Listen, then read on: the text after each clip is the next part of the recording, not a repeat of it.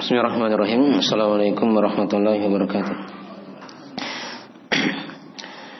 Innal hamdalillah nahmaduhu wa nasta'inuhu wa nastaghfiruh wa na'udzu billahi min shururi anfusina wa min sayyiati a'malina. May yahdihillahu fala mudilla lahu wa yudlil fala hadiya lahu. Asyhadu an la ilaha illallah wahdahu la syarika lahu wa asyhadu anna Muhammadan abduhu wa rasuluh sallallahu alaihi wa ala alihi wasallam wa man tabi'ahum bi ihsan ila yaumiddin, amma ba'd. Ma'asyiral ikhwani wa fatihiddin, azani Allah wa iyyakum rahimani wa rahimakumullah. Pada malam ini kita akan lanjutkan dari membaca kitab Talqin Usuli Al-Aqidah Al-Ammah dari karya Syekh Muhammad bin Abdul Wahhab An-Najdi rahimahullah ta'ala. Baik, kita sekarang masuk di masalah yang ketiga dari pengenalan terhadap Rasulullah sallallahu alaihi wasallam. Kita sudah lewati di masalah yang kedua tentang negeri beliau, umur, kenabian dan kerasulan beliau sallallahu alaihi wasallam. Ya. Jadi berapa negeri beliau? Ringkasnya ada dua kan? Yaitu apa? Mekah dan Madinah. Tinggal di Mekah berapa tahun setelah menjadi Nabi dan Rasul? 13 tahun. Kemudian tinggal di Madinah 10 tahun. Ya. Jadi Madinah itu negeri yang kedua, negeri hijrah. Itulah nama lainnya kan dikatakan Darul Hijrah. Ya, negeri hijrahnya Nabi sallallahu alaihi wasallam. Dan juga sudah dibahas umur beliau sallallahu alaihi wasallam. Berapa umurnya? 63 tahun. Itu menurut hitungan tahun apa itu? Masehi atau Hijriyah? Hijriyah ya. Ya. Kalau Masehi mungkin kurang dari 63 ya, enggak sampai. Karena lebih banyak biasanya umur tahun Hijriyah, lebih cepat perputarannya daripada Masehi. Nah itu tidak dipakai ya di pembahasan itu. Yang kita pakai adalah umur tahun Hijriyah. Baik. Dan sudah diterangkan juga dari rincian kehidupan beliau walaupun ringkas ya. Ya. Sebelum menjadi Nabi dan Rasul, beliau hidup 40 tahun sebelumnya ya di Mekah. Ya. 23 tahun sebagai Nabi dan Rasul. Lalu diangkat menjadi Nabi dengan surah apa? Surah Al-Alaq. Berapa ayat yang turun? 5 ayat. Ya. Iqra' bismi rabbikal ladzi khalaq. Khalaqal insana min 'alaq. Iqra' rabbukal akram. Alladzi 'allama bil qalam. 'allamal insana ma lam ya'lam. Ya, setelah itu wahyu terputus. Ada silang pendapat ya. Nah, berapa tahun? Ya, yang pendapat paling jauh itu ada yang mengatakan 3 tahun. Tapi ada yang mengatakan dibuat daripada itu. Ya. Baru turun wahyu yang kedua yaitu surah Al-Mudaththir. Ya, ini dari pertanda beliau diangkat sebagai Rasul. Nah, jadi kalau ulama yang berpendapat jarak antara surah Al-Alaq dengan surah Al-Mudaththir 3 tahun, berarti Nabi sallallahu alaihi wasallam itu menjadi Rasul itu hanya sekitaran 20 tahun. Ya, 20 tahun. 10 tahun di Mekah dan 10 tahun di Madinah. Itu ada pendapat seperti itu ya. Bagi yang menghitung jarak antara surah Al-Alaq dengan Al-Mudaththir itu 3 tahun. Ya. Tapi sudah kita terangkannya ada silang pendapat di situ. Ada yang mengatakan hanya hitungan hari saja, ada juga yang mengatakan sampai 2 tahun lebih saja. Nah. Baik. Turunlah surah Al-Mudaththir. Ya, peringatan atau perintah Allah untuk memberi peringatan. Dan hanya ada beberapa pendapat di kalangan ulama ya, sampai ayat keberapa?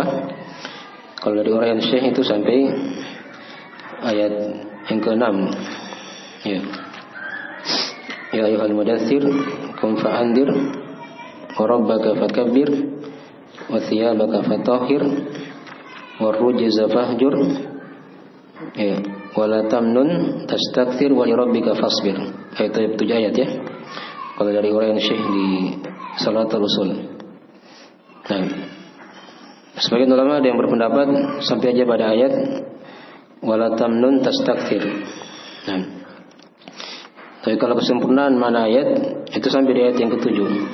Itu masih khitab ya, masih Allah ajak bicara nabinya begitu kan.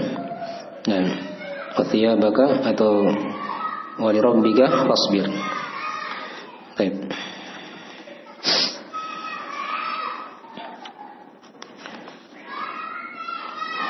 Setelah itu kita masuk di pembahasan yang ketiga dari ulayan beliau rahimahullah taala.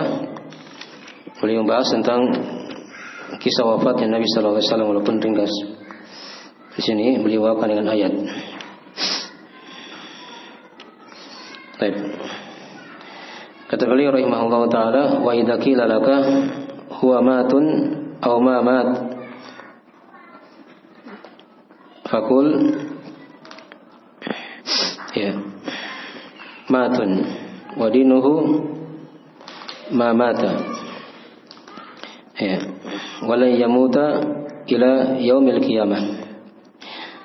Wa dalil qauluhu ta'ala innaka mayyitun wa innahum mayyitun thumma innakum yaumal qiyamati 'inda rabbikum takhtasimun. Baik. Di bawah ada terjemahannya ya, bismillah. Kata Syekh dari talqin yang berikutnya, dan jika dikatakan kepadamu huwa mat atau ma mat ya, apakah beliau mati atau tidak mati? Ya, ini masih pembahasan kepada Nabi kita ya. Nabi kita Nabi Muhammad sallallahu alaihi wasallam. Ya. Apakah beliau sudah meninggal atau tidak meninggal? Nah. Ya. Itu bisa dibaca mata ya, di fiilnya aja. Ya. Wa idza qila laka huwa mata aw ma mata, bisa juga dibaca begitu. Nah. Fakul mata. Maka katakanlah beliau akan atau beliau telah meninggal. Ya. Jadi beliau kan sini Syekh di masa beliau kan sudah hikayatkan masa Nabi sallallahu alaihi wasallam sudah meninggal. Maka beliau pakai fi'il madhi. Ya. Huwa mata au ma mata. Ya. Apakah beliau telah meninggal atau tidak meninggal? Maka katakanlah beliau telah meninggal. Wadinuhu ma mat. Ya. Tapi agamanya tidak meninggal, tidak mati ya. Wala yamut, dan tidak akan mati, dan tidak akan mati.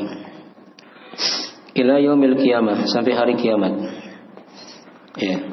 Dan beliau bawakan ayat situ di antara dalil tentang bahwasanya Nabi itu akan meninggal ketika turunnya ayat ini ya. Wa dalilu qauluhu ta'ala, dan dalilnya adalah firman Allah Ta'ala, innaka mayyitun wa innahum mayyitun. Sesungguhnya engkau Muhammad itu akan meninggal dan mereka juga pasti akan meninggal. Thumma innakum yaumal qiyamati 'inda rabbikum takhtasimun. Ya. Kemudian sesungguhnya mereka pada hari kiamat di sisi Rabb mereka akan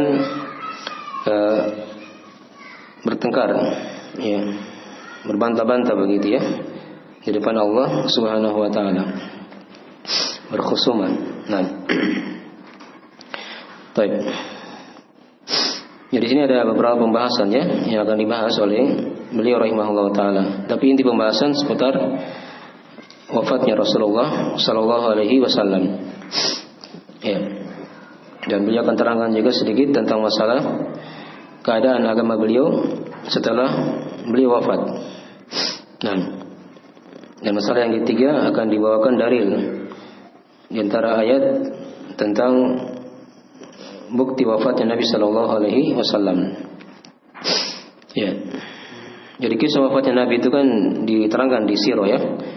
Panjang pembahasannya. beliau awalnya itu kan dari akhir bulan Safar, ya, beliau sudah sakit ketika beliau mengantar jenazah di pekuburan Baqi di akhir-akhir bulan Safar, dari jenazah para sahabat juga, salah seorang sahabat ya. Ya, masuk di bulan Rabiul Awal itu beliau sudah sakit di tahun ke-11 Hijriah. Ya, jadi beliau wafat itu kan di tahun 11 Hijriah tanggal 12 Rabiul Awal. Ya. Nah, 12 Rabiul Awal di tahun ke-11 Hijriah. Jadi hari tanggal 1 itu sudah sakit. Ya, beliau sallallahu alaihi wasallam. Dan semakin hari semakin bertambah sakitnya. Ya. Dan beliau merasakan itu kan panas. Ya. Yang sangat begitu ya. Dan sampai di kisah beliau di hari beliau wafat, dan di subuh harinya, ya, jadi beliau disakitkan sekitaran 13 hari ya, karena di akhir Safar sudah sakit, sallallahu alaihi wasallam.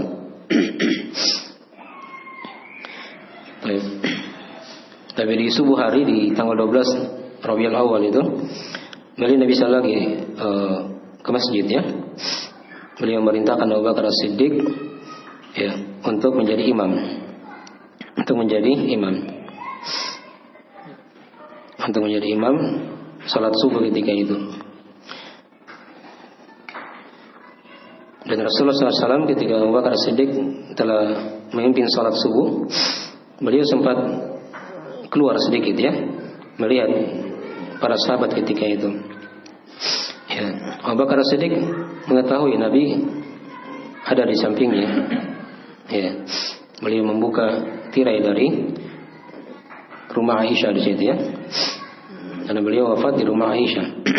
Nah, di hari terakhir itu beliau berada di rumah Aisyah. Ya.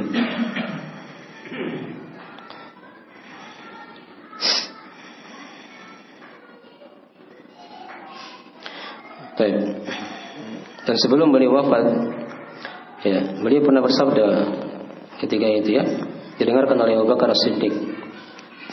Di mana kata Nabi sallallahu alaihi wasallam, "Inna 'abdan min ibadillahi khayyarahu Allahu baina dunya wa baina ma 'indahu, ya, fakhtara ma 'indallah." Kata Nabi sallallahu alaihi wasallam, sesungguhnya ada seorang hamba dari hamba-hamba Allah. Allah beri pilihan kepadanya antara mau hidup kekal di dunia, ya, atau dia pilih hidup di sisi Allah Subhanahu wa taala. Ya. Maka dari situ Abu Bakar As-Siddiq sudah paham. Ya. Ya. Ketika mendengarkan hadis ini, Abu Bakar sudah paham. Dan beliau ketika itu menangis. Beliau sudah menangis. Nah, maksudnya hamba itu maksudnya dirinya sendiri. Ya, hanya beliau tidak sebut aku diberi pilihan begitu ya. Dan memang Nabi diberi pilihan oleh Allah. Mau ingin hidup terus sampai hari kiamat boleh saja. Ya. Atau pilih apa? Kematian. Nah, tapi hamba ini kata Nabi, dia pilih apa yang ada di sisi Allah Subhanahu wa taala. Maksudnya Nabi sendiri yang memilih apa yang ada di sisi Allah, berjumpa dengan Allah Subhanahu wa taala. Agar situ Abu Bakar sudah mengetahui bahwa Nabi SAW ini semakin dekat ya akan wafat. Nah, ya, panjang kisahnya di situ diterangkan lagi. Nabi menerangkan Abu Bakar As-Siddiq ya agar perlahan-lahan tenang begitu ya. Ya. Ya. Sampai tadi yang kita sudah kisahkan ya, di salat subuh di hari ketika beliau wafat di tanggal 12 Rabiul Awal, dan beliau memerintah Abu Bakar As-Siddiq untuk memimpin salat subuh ketika itu di hari Senin. Itu tepatnya di hari Senin ya. Ya, di hari Senin. Nah, baik. Adapun dari kelahiran beliau sudah kita terangkan ya, ada silang pendapat.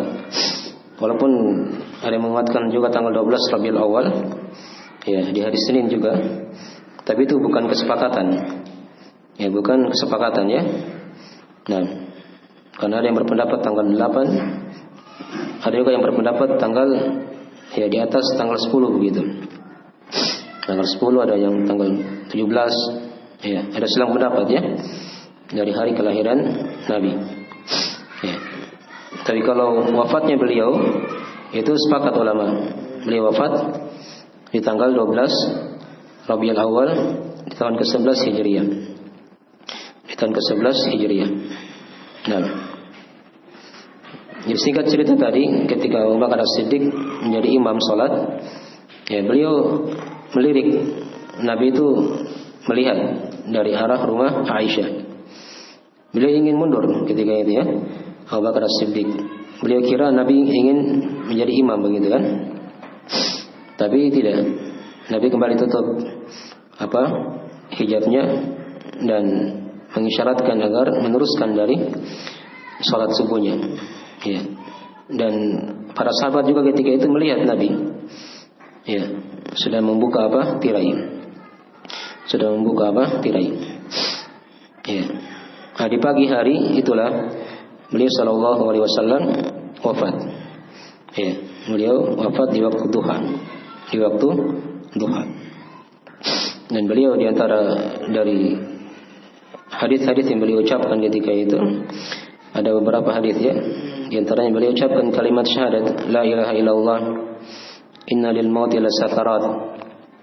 Ya, la ilaha illallah, sesungguhnya pada kematian itu ada sakarat. Ada kepedihan di atas kepedihan.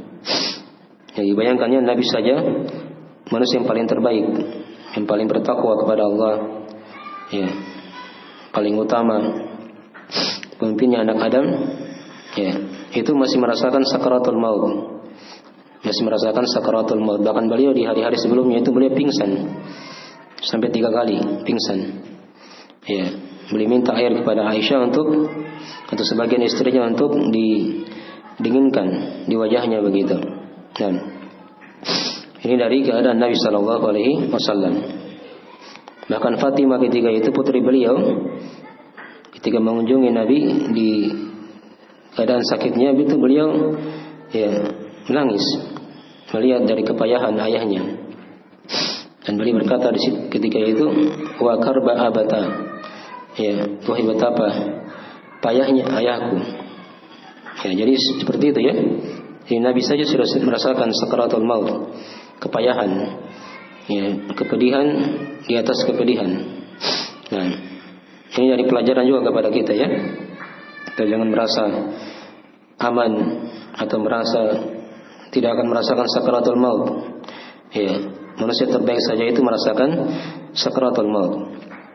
Nah, dan di antara juga hadis yang beliau ucapkan di akhir-akhir kehidupannya, beliau bersabda, Allahumma fi rafiqil a'la. Ya Allah, di ar-rafiq al-a'la. Itu dari nama Allah Subhanahu wa taala. Maksudnya beliau pilih ya untuk berada di sisi Allah Subhanahu wa taala. Baik. Dan ketika beliau sudah wafat di waktu pagi di waktu duha itu ya, di tanggal 12 Rabiul Awal, dan Abu Bakar As-Siddiq ya pergi menjumpai beliau atau pergi mendatangi rumah Aisyah kan, putri beliau, dan menjumpai Nabi sudah wafat. Ya, sudah wafat. Setelah itu beliau keluar memberikan kabar kepada manusia. Nah, kata beliau apa? Amma ba'du. Beliau naik di mimbar ya ketika itu. Beliau memuji Allah. Ya. Dan beliau berkata ketika itu, amma ba'du. Fa inna man kana ya'budu Muhammadan fa inna Muhammadan qad mat. Ya. Dan wa man kana ya'budu Allah fa inna Allah hayyun la yamut. Thumma qara'a wa ma Muhammadun illa rasulun qad khalat min qablihi rusul. Afa imma ta'aw qutila inqalabtum ala aqabikum. Nah, kata Abu Bakar As-Siddiq, ya. Nah, amma ba'du, adapun setelah itu, setelah beliau puji Allah, beliau berkata ketika itu, adapun setelah itu, ya, kata beliau, siapa saja yang beribadah kepada Muhammad, maka sungguhnya Muhammad itu sudah apa? Sudah meninggal, sudah wafat. Ya. Tapi siapa yang beribadah kepada Allah, maka sungguhnya Allah tidaklah apa? Tidaklah meninggal, tidaklah mati. Ya. La ta'khudhuhu sinatun wala naum, jangankan meninggal ya, ngantuk saja. Untuk Allah itu apa? Tidak ada. Nah, setelah beliau bacakan ayat di surah Al-Imran itu. Ini ayat di antara ayat yang menjelaskan nama Nabi kita. Ya, di surah Al-Imran ayat ke-144. Wa ma Muhammadun illa rasulun qad khalat min qablihi rusul. Ya, tidaklah Muhammad itu ya kecuali adalah seorang rasul yang telah berlalu sebelum beliau para rasul juga. Ya, apa imma ta'u qutila? Apakah ketika beliau meninggal atau dibunuh, ya, inqalabatum ala aqabikum, kalian berbalik di belakang kalian, maksudnya menjadi murtad begitu ya. Dan jadi jangan hanya beragama ketika Nabi masih apa? Hidup, maksudnya begitu. Apakah beliau ketika sudah meninggal kalian akan kafir? Ya, kalian akan kafir. Dan maka di situ manusia, para sahabat menangis, ya, seluruhnya ya. Dan beliau dan mereka mengetahui bahwasanya Nabi itu sudah meninggal. Ya, kecuali di situ Umar ancam sahabat di situ, siapa yang berani berkata Nabi Muhammad sudah meninggal, saya akan potong lehernya. Ya, saya akan potong apa? Lehernya. Karena Umar beliau memang orang yang paling pemberani ketika itu. Ya, beliau lupa ayat tadi itu. Abu Bakar As-Siddiq bacakan ayatnya. Wa Muhammadun illa rasulun yang sudah kita baca tadi ya. Nah, ketika itu Umar bersadar. Ternyata memang beliau sudah apa? Sudah meninggal. Karena memang dalam Al-Quran ada ayatnya. Ya, tentang dalil bahwasanya beliau akan mati. Ya. Dan juga ayat yang kita bacakan tadi ya, yang beliau akan terangkan juga di situ. Ya. Itu dari dalil juga yang menjelaskan tentang kematian Nabi sallallahu alaihi wasallam. Ya. Nah, setelah beliau sudah diketahui telah wafat, ya, itu beliau tidak langsung dikubur ya, ketika itu. Nah, nanti di hari Rabu beliau apa? Dikubur di malam Rabu ya, di malam Rabu. Jadi bayangkannya beliau wafat Senin pagi. Ya, berarti berapa hari tinggal itu? Senin, Selasa, 2 hari kan? Nah, nanti malam Rabu, kayak sekarang ya malam Rabu ya, baru beliau apa? Dikuburkan di kamar Aisyah di situ. Dan beliau memang dari para nabi itu kan, di antara keurusan mereka semua sama. Ya, dikuburkan di tempat mereka apa? Wafat. Dan Nabi SAW itu wafat di kamar Aisyah. Ya, di kamar Aisyah. Jelas ya? Nah, dan itu sudah tempat yang dipilihkan oleh Allah Subhanahu wa taala sebagai tempat yang terbaik. Ya, sebagai tempat yang terbaik. Jelas ya? Baik. Jadi beliau wafat bukan di masjid ya. Ya, beliau dikubur bukan di masjid, tapi di rumah Aisyah. Dan baik.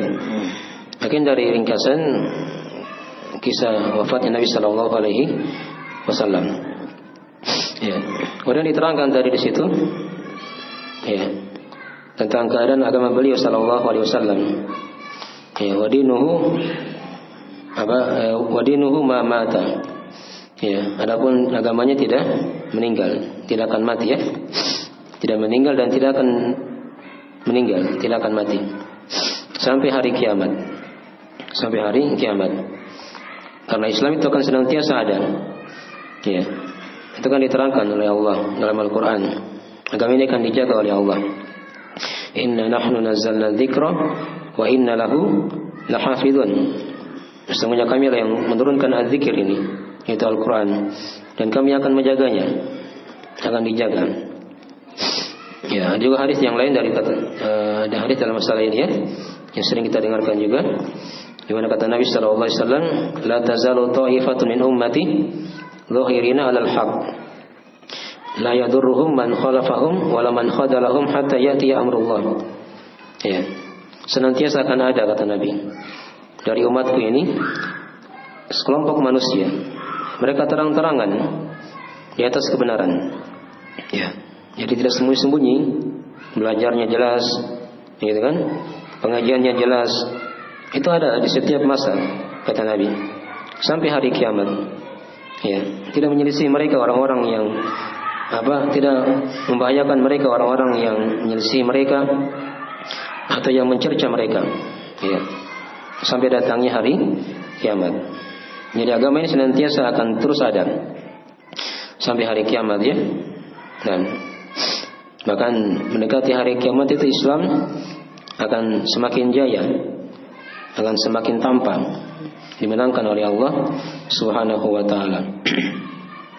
Ya. Walaupun di akhir-akhir zaman itu kan terasing dari tuntunannya. Ya, tapi masih ada tetap. Ya, padahal Islam ghariban wa sayaudu ghariban kama bada'a. Fatuba lil ghuraban. Kata Nabi, Islam dimulai dengan keadaan asing dan akan kembali dalam keadaan asing juga.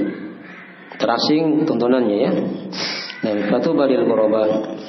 Maka beruntunglah, kata Nabi, orang-orang yang terasing ketika rusaknya manusia. Ya, ketika rusaknya manusia. Yang jelas agama beliau tidak akan mati. Ya, tidak akan sirna sampai hari kiamat nanti.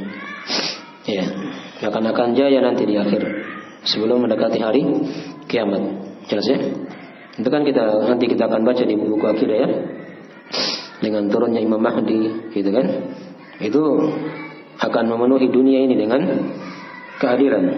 Ya, dengan keadilan.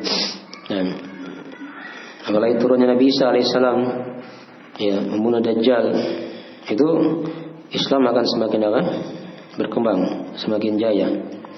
Karena tidak ada lagi yang beragama Nasrani ketika itu. Nabi Isa sendiri yang yang mematahkan salib-salib, membunuh bayi-babi, ya, sehingga mereka pun masuk ke dalam Islam. Nah, ya, itu dari gambaran global dari agama Nabi kita Nabi Muhammad sallallahu alaihi wasallam. Baik. Wadinuhu bakin atau wadinuhu ma mata wala yamut ila yaumil qiyamah, sampai hari kiamat. Baik. Mungkin segera itu dulu ya. Ayatnya nanti kita baca mungkin di pertemuan berikutnya ya. Tadi segera bisa selesai tapi tidak bisa. Kita baca ayat ini. Ya. Mungkin segera itu dulu, nanti kita sambung lagi pembahasannya di pertemuan berikutnya. Ada yang ditanyakan dari pelajaran? Silakan.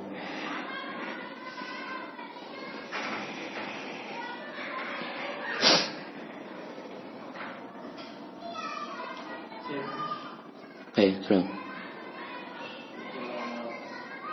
Jelas dari bahwa detik-detik Rasulullah mengalami sakaratul maut begitu keras dan begitu terasa sekali. Kadang kita lihat ada orang yang dianggap bagus dan di saat dia meninggal, di saat dia berakhir, dia selalu dengan ketenangan. Sedangkan orang yang terpilih seperti Rasulullah ini menghadapi sakaratul maut itu betul-betul terasa sekali. Jadi ya bagaimana itu dibilang itu meninggal secara husnul khotimah. Rasulullah saja kita mungkin kalau kita alami seperti Rasulullah, pasti orang sudah menunjukkan bahwa kita punya dosa terlalu banyak. Jadi pemahaman ya. Ada tadi mungkin yang saya belum terangkan ya. Jadi di sisi kita melihat Nabi itu mengatakan innalil mauti la sakarat, sesungguhnya pada kematian ada sakarat, ada kepedihan, kepedihan. Di sisi lain beliau bergembira di situ ya, bergembira. Ya. Karena ketika Fatimah itu berkata betapa pedihnya ayahku ini, Apa kata Nabi ketika itu? Kata Nabi SAW, laisa ala abiki karbun ba'dal yaum. Ya, tidak ada lagi kepedihan setelah bagi ayahmu setelah hari ini. Ya, artinya Nabi sudah dijanjikan oleh Allah, gitu kan? Dengan surga. Ya. Itu kan tadi sudah kita baca hadisnya. Beliau diberi pilihan antara mau hidup di dunia terus atau meninggal. Ya, itu kan sudah dikasih gambaran oleh Allah Subhanahu wa taala kan apa yang disiapkan oleh Allah di sisi Allah untuk beliau. Itu kan ada kegembiraan di situ. Ya, ada kegembiraan sehingga beliau pilih berjumpa dengan Allah Subhanahu wa taala. Jadi ini tidak berantangan ya, tidak berantangan. Adanya kegembiraan bagi orang-orang yang beriman itu ada pasti. Itu kan ada ayat-ayat yang diterangkan dalam Al-Quran. Akan turun malaikat beri kabar gembira kan? Iya, dengan surga yang telah dijanjikan. Itu ada setiap orang yang beriman seperti itu. Turun malaikat rahmat. Itu di sakaratul maut. Tapi di sisi lain mereka juga merasakan apa? Sakarat. Itu pasti ada ya. Sakarat. Itu jadi digabungkan aja seperti itu ya. Digabungkan. Ya, bukan berarti beliau merasakan tadi itu sudah tidak ada lagi hal yang lain yang diharapkan dari kegembiraan. Itu ada ya, yang beliau apa? Merasakan. Nah, dan menjelas kita berdoa kepada Allah agar diwafatkan dengan apa? Husnul khatimah, wafat yang mudah. Tapi di sisi lain kita yakini juga ada yang namanya apa? Sakratul maut. Dan itu digambarkannya oleh para sahabat bagaimana sakratul maut itu. Bagaikan ranting itu yang dimasukkan dalam tubuh. Ranting ini penuh duri.